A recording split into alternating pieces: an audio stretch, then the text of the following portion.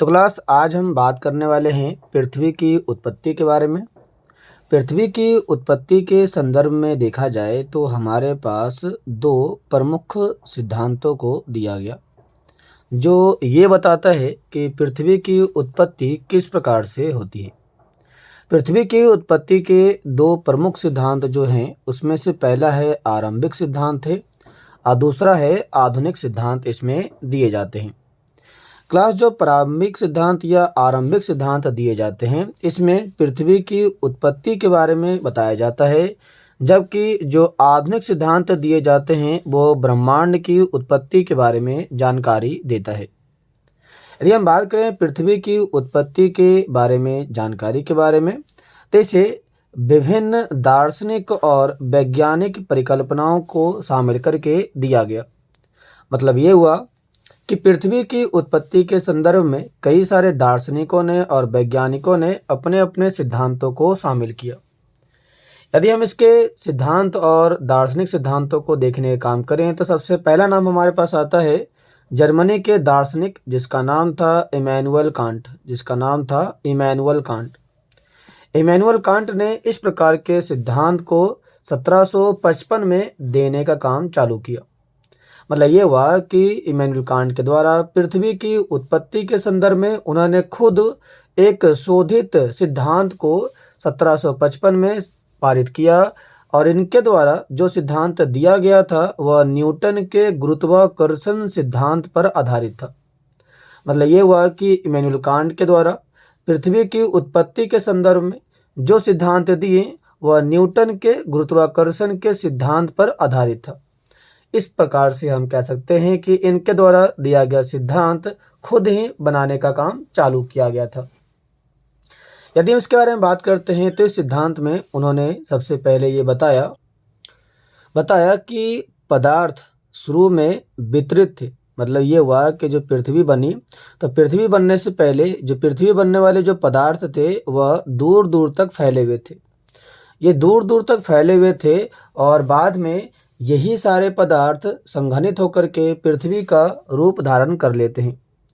तो इसमें क्लास कहता है हमारे पास ये कि पदार्थ जो थे वह शुरू में वितरित थे, फैले हुए थे, लेकिन बाद में ये ठंडे हो गए और अचल अर्थात एक ठोस प्रकार से जम गए और जमने से ये बन जाते हैं बादल और यही बादल बाद में बन के तैयार होते हैं पृथ्वी।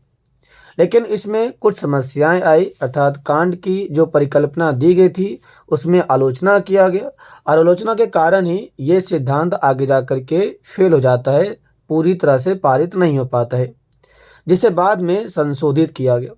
और संशोधित करने का काम यहाँ पर बाद के टाइम में 1796 में लाप्लेस के द्वारा किया गया। तो 1796 में इसी सिद्धांत को बाद में लाप्लेस ने सिद्धांत को दोबारा से संशोधित किया और अपना सिद्धांत दोबारा से पारित किया। यदि हम यहाँ पर 1796 में लाप्लेस के द्वारा दिए गए सिद्धांत की बात करते हैं तो लाप्लेस ने जो सिद्धांत दिया उसका नाम था निहारिका परिकल्पना। तो लाप्लेस के द्वारा पृथ्वी की उत्पत्ति के संदर्भ में जो सिद्धांत दिए गए उसे निहारिका परिकल्पना के नाम से जानते हैं। निहारिका परिकल्पना में लाप्लेस ने यह बताया कि ग्रहों का जो निर्माण होता है वो धीमी गति से घूमते हुए पदार्थों के बादल से हुआ है। मतलब यह हुआ कि जो हमारे पास ग्रह बने, जो हमारे पास पृथ्वी बनी हुई है, जो हमारे पास अर्थ बना हुआ है, ये अर्थ बादलों से बना है, क्योंकि यहाँ पर हमारे आसपास के अर्थात पूरे इन्वायरमेंट में कई प्रकार के पदार्थ घूम रहे थे। आप जैसे कि देख सकते हैं इस डायग्राम में कि कई प्रकार के पदार्थ घूम रहे थे। यही पदार्थ बाद में बादल बन जाते हैं और यही बादल बन करके बाद में क्या होते हैं, तो ये जो बादल बनते हैं ये बादल कुछ महत्वपूर्ण कणों से मिलके बनते हैं, जैसे कि ये बादल हाइड्रोजन, हीलियम और कई सारे धूल कणों के मिलने से बनते हैं। यही बादल आगे जा कर के डिस्क का आकार ले लेते हैं अर्थात ये बादल बदल जाते हैं डिस्क के रूप में और डिस्क के रूप में जो बन जाता है इसे यहाँ पर लाप्लेस ने बोला कि ये क्या हो चुका है, यह एक्चुअल में पृथ्वी बन चुका है।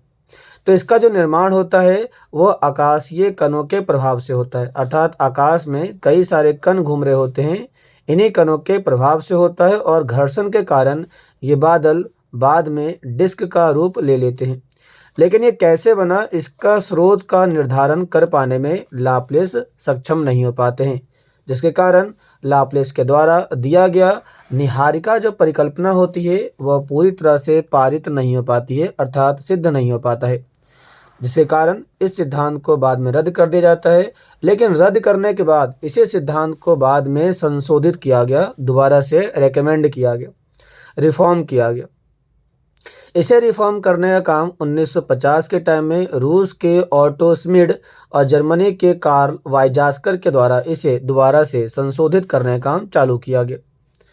जब इसे संशोधित किया गया तो इसमें यह बता कि हमारा जो सन होता है, सन के चारों ओर कई प्रकार के छोटे छोटे आपके धूल कण पाए जाते हैं, जिसे सौर निहारिका से घिरा रहता है। मतलब इनके विचार में शामिल किया गया, जो सन होता है वो कई प्रकार के छोटे छोटे सौर निहारिका से घिरे रहते हैं, मतलब छोटे छोटे धूल के कणों से घिरे रहते हैं। जैसा कि अभी हमने बात किया था कि जो धूल के कण होते हैं वो हाइड्रोजन, हीलियम और धूल कणों से बने होते हैं, जो बाद में डिस्क का रूप धारण कर लेते हैं। लेकिन इसमें एक चीज़ और जोड़ा गया, यह डिस्क का रूप जब धारण कर लेता है, अर्थात यही चीज़ें जब बाद में डिस्क बन जाती है, तो डिस्क बनने के बाद इसमें अभिवृद्धि की प्रक्रिया होती है। अभिवृद्धि मतलब ये अपने आप को आसपास की चीज़ों से धूल कणों को आपस में जोड़ लेता है, और जोड़ने से यह बन जाता है हमारे पास एक टाइप की ग्रह अर्थात प्लेनेट का निर्माण करता है। तो इस प्रकार से हमारे पास ग्रहों के निर्माण के बारे में अंतिम तौर पर जो सिद्धांत दिए गए वो सिद्धांत ऑटो श्मिड और जर्मनी के कार्ल वाइजास्कर के द्वारा इस प्रकार के सिद्धांतों को दिया गया। तो क्लास हमने आज बात किया कि पृथ्वी के सिद्धांत किस प्रकार से दिए गए और इसमें कौन कौन से सिद्धांतों के बारे में, इसके अंदर दिए जाने वाले दार्शनिकों के बारे में और विद्वानों के बारे में आज हम जानकारी इकट्ठा की।